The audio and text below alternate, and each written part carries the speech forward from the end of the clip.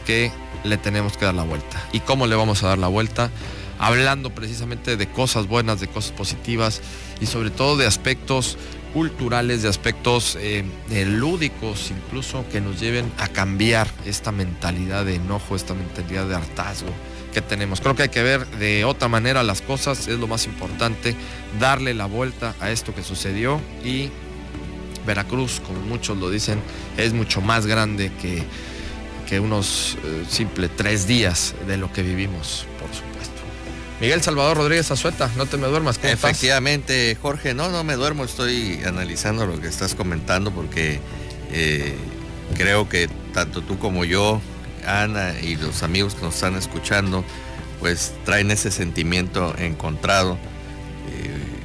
Tú lo padeciste directamente. Claro, ¿no? Aparte de que lo padecí, traigo ese sentimiento, es un sentimiento extraño. Ahorita que estabas comentando de los olores, pues yo traigo los sentimientos encontrados. Jorge, eso es lo que vamos a platicar en unos momentos. Claro que sí. Ana Miramontes, la coordinadora del Centro de Conservación, Restauración, ¿verdad? Del Centro, sí, guión del Centro INA Veracruz. Ana, ¿cómo estás? Buenas noches. Gracias, Jorge. Buenos días. Pues sí, efectivamente, en el programa pasado justo exhortábamos a la sociedad, no a nuestros amigos que nos escuchan directamente, porque yo estoy segura que no incurrieron en esto, sí lo vivieron, por supuesto que también tienen sentimientos encontrados, pero justo que de voz a voz, a través de la cultura, a través de la lectura, a través de conocer a Veracruz, a través de la historia, pues que podamos ir en contra de esta corriente tan negativa. Porque bueno, en el programa pasado lo decíamos, la historia demanda a que los veracruzanos se comporten a la altura y no caer en este tipo de provocaciones. Tenemos en enero muchos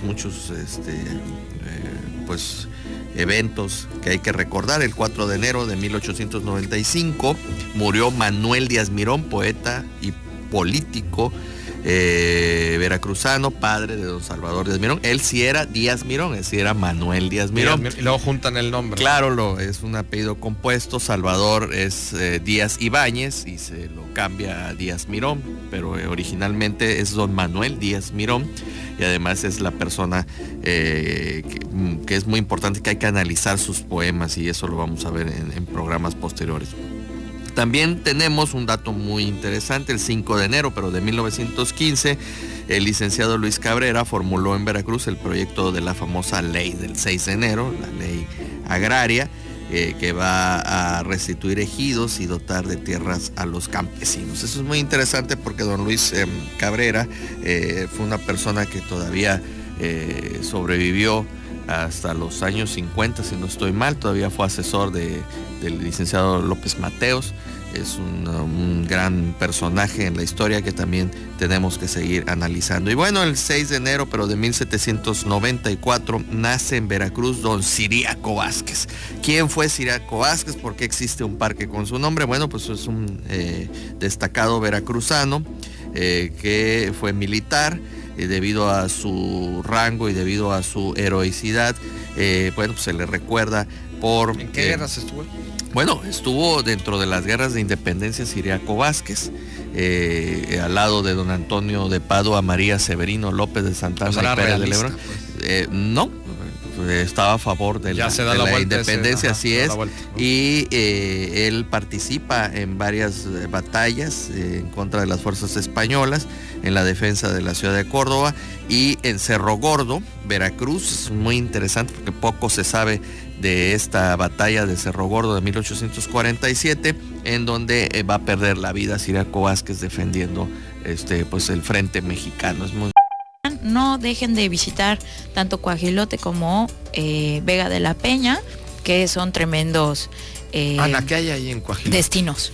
¿Qué Fíjense, es esto? Yo nunca lo había escuchado. Es una maravilla. Es una zona arqueológica del Clásico. Estamos hablando que tiene una arquitectura y una traza urbana muy similar a la de Teotihuacán. Es decir, hay una plaza central y hay una pirámide principal donde se da un fenómeno de arquitectura de paisaje. Esto de la arquitectura de paisaje es que hay formaciones montañosas alrededor Y luego los pobladores y los constructores de esa ciudad hacían abstracciones en las pirámides, pero además, conforme te vas acercando a la pirámide, a lo lejos el escenario es el escenario montañoso. Pero conforme te vas acercando, el escenario se va escondiendo y va ganando fuerza a la pirámide. Entonces, bueno, esto es algo ritual de eso. Lo mismo vamos a tener en Coajilote, pero además en Coajilote está muy cerca Vega de la Peña, que es otro sitio contemporáneo, pero es más pequeño, digamos que hubo una sociedad élite. Pero además por ahí pasaban los rápidos, entonces no solo se conjuga el turismo cultural, donde vas a conocer sociedades del clásico, sino que también puedes ir a los rápidos, puedes montar a caballo, digamos, es un ambiente, es un ecosistema muy peculiar donde puedes realizar diferentes actividades. Donde está el río Filobobos. Así es. Sí, efectivamente, Jorge, cuando tenemos la oportunidad de caminar ahí, esa escollera y te toca estar hasta el frente y ver esos impresionantes barcos, bueno, pero también había más líneas de transatlánticas y de barcos que llegaban a Veracruz, y queremos hacer remontarnos en la historia.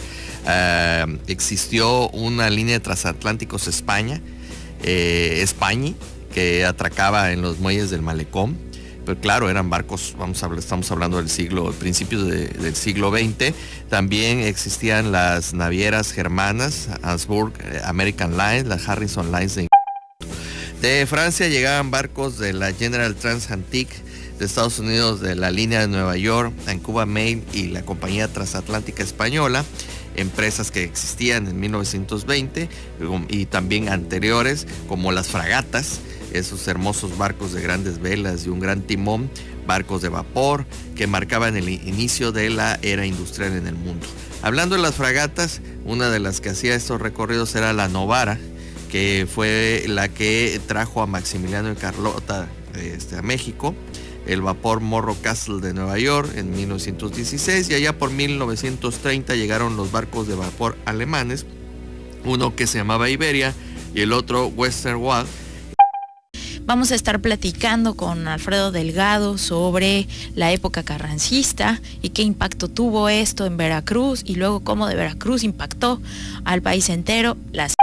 Resulta que uno de los fundadores de la Escuela Nacional de Conservación, Restauración y Museografía, de donde yo soy egresada, es el profesor Jaime Cama Villafranca, que bueno, él nació en España, pero entonces siendo muy pequeño, huyendo de la Segunda Guerra Mundial, su familia decide embarcarse y entra a Veracruz. Él se siente muy agradecido con Veracruz, toda su vida él pues la ha dedicado a México. Es fundador de la Escuela Nacional de Conservación, Restauración y Museografía, que es, digamos, la cantera de la mayoría de los restauradores que trabajamos en México. Y bueno, qué importante que haya llegado por Veracruz. Por otra parte, pues también les quiero platicar que vamos a tener otros investigadores. Por ahí tenemos a Gema Lozano, que se especializa en el tema de la huaca y bueno, cosas que tienen que ver con los patios, que bueno, también lo tienen muy bien trabajado aquí Jorge y Salvador.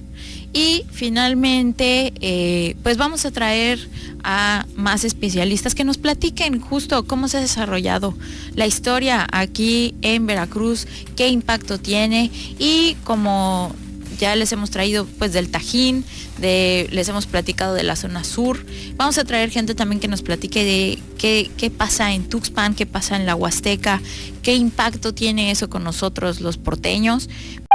El asunto con Xochicalco es que sí es un poco complicado llegar, no es que esté tan lejos, lo que pasa es que sí está adentrado en la sierra, y entonces para llegar sí tienes que pasar por un camino pues con muchas curvas. ¿Por dónde? ¿Por Papantla, por ahí? Se puede llegar por dos lugares, pero exactamente, puedes llegar por Papantla. Por ahí es un poco más sencillo llegar, lo que pasa es que la carretera es un poco complicada, pero también puedes llegar por Cuetzalan, por Puebla. Uy, precioso ese lugar. Exacto, o sea, esa carretera es complicada, pero la verdad es que es preciosa porque pasas por unos lugares. Claramente atraviesas Puebla, Veracruz, y se nota la diferencia entre Puebla y Veracruz, ambos preciosos. Pero además pasas por lugares que tienen edificios que son monumentos históricos, que son las iglesias, que hay casas, y entonces de verdad es como ir a un viaje en el tiempo. Y luego llegas a Xochicalco, que lo interesante de Xochicalco es que su arquitectura es colonial, pero al estar adentrado en la sierra, todo es aterrazado. Entonces, esto quiere decir que las casas, que las calles, están dispuestas, digamos, como en grandes escalones o con grandes pendientes. Y por ejemplo, allá lo que se explota es la cantera, es decir, piedras, entonces todo está hecho con mampostería. Es una maravilla, tienen que ir, y sobre todo, bueno, pues vamos empezando el año, pero en noviembre, pues este concurso que hacen de globos de papel.